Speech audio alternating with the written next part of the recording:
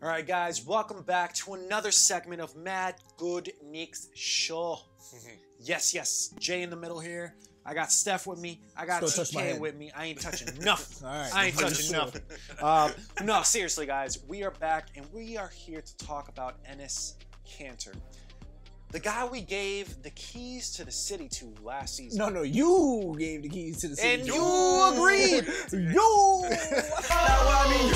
Crank that song. Now I mean you. Crank that song. Now I mean you. Crank that song. Now I mean you. Crank that song. Now what? No, seriously, I gave him the keys to the city. You guys all agreed as well. He's been in a lot of people's stock watch. Tell me if I'm incorrect here. Guilty. Tell me if I'm Only incorrect. Steph's and Pete's.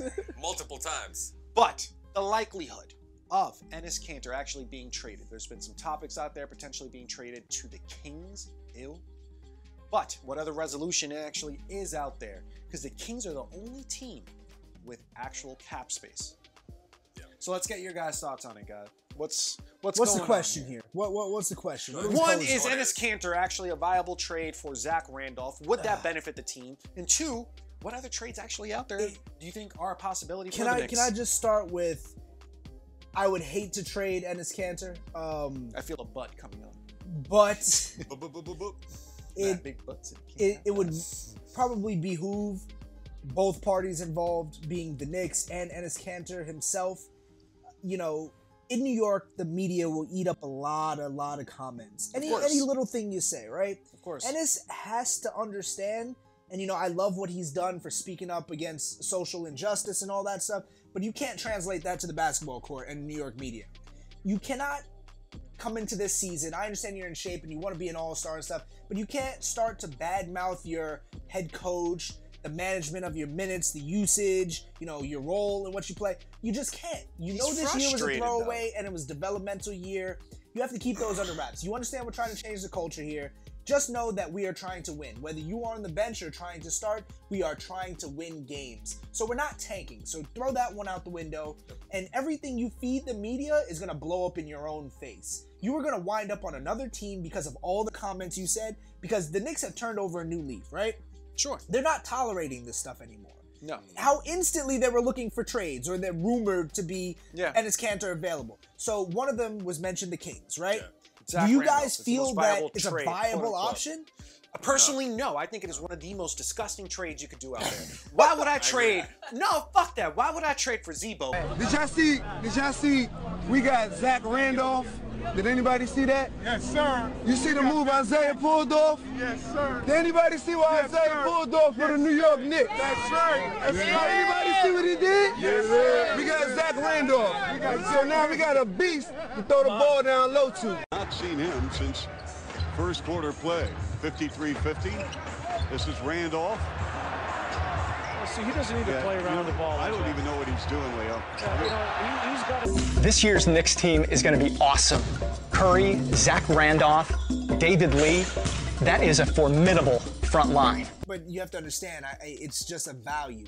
The cap. There is no value. If I'm trading Kanter, I understand that point, but I don't want to trade something just for the simple fact of getting rid of value or something. Well, no, okay, give me a now second that's pick. the question at hand. Yes, that's the question at hand. So can we just kind of throw this Kings trade to the side really quick? Oh, easy. And let's just discuss that, because we mentioned this before in earlier episodes, Steph. I know you chimed in on this as well, where the value of Enes Kanter. At what point do you trade him for nothing just to get rid of that slot and kind of wipe your hands clean, because he is a free agent at the end of the season? That's my thing with Enes Kanter. I don't know why the talks have started. Ever since he's been getting frustrated on the bench, he's been getting benched a lot. That's when the talk started to come and simmer on the surface about should he be traded? Should he leave? He's frustrated. This and that. I think it was going to be inevitable. Him talking or not, it was going to be inevitable. It was, but for me, this is the problem. All right, well, I'm looking at it from his perspective. All right, he was on a team with Kevin Durant, Russell Westbrook, playing a pretty vital role, right? Off the bench, he was doing his thing, right?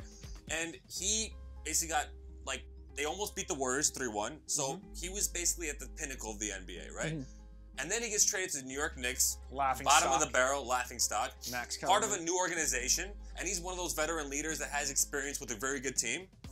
And he gets put on the bench, so he's kind of like, you know, I get this whole development process, but like, why me, who's a double-double machine? I get it, I'm a defensive liability, I'm an assist man liability. Well, then you have to look Why into am I that. getting on the bench? And then he's just, everyone has their own interest at playing at hand. You know, he's trying to get that money. He's trying to get that guap and, like, sign a new contract. But he doesn't want to do it off the bench. And he doesn't know if he wants to give his entire, like, career and everything to the Knicks because it's so unsure at this point. Three things, really quick. You're gone at the end of the season. Either way. One, I don't have a problem with how he feels. So let me just specify this really quick and clear it up. I don't have a problem with how he feels. I understand. Go get your money, big man. He came back in shape, ready to be an all-star. I understand. Yeah. My issue is voicing that to the media. You know we are trying to have a culture change. Yeah. You're shutting me down. Not really. So I'm like, I want to play basketball.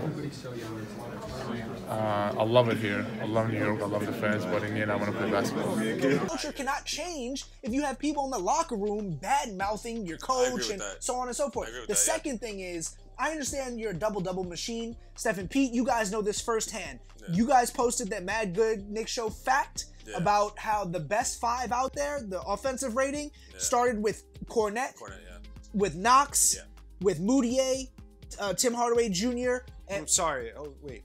That was according to 3-point percentage, though.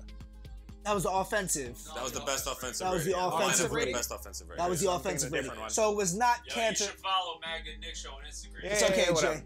So the best 5 out there offensively was without Kanter, despite him being a double-double guy. Yeah. So that's number 2. And number 3, you had the chance to leave, bro. Yeah. You could have left last offseason. You knew what we were getting to. KP wasn't going to come back in a couple of months. Yeah. So he figured he would be the guy, but you had a chance to leave. But that would be the sweet season. But where else would he come to really, truly be an all-star?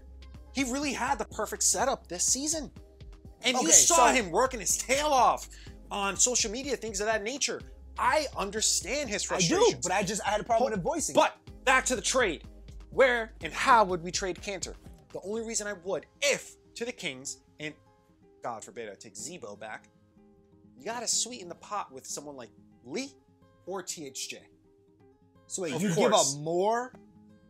Of course, you're trying to shave. No, of course, and you have to take on someone else from them. So I don't understand. So now you're looking at Kanter. You have an issue with just giving up Kanter, but like if you have to do the deal, you want to give up more pieces? No, because it actually makes more sense. I'm not done yet.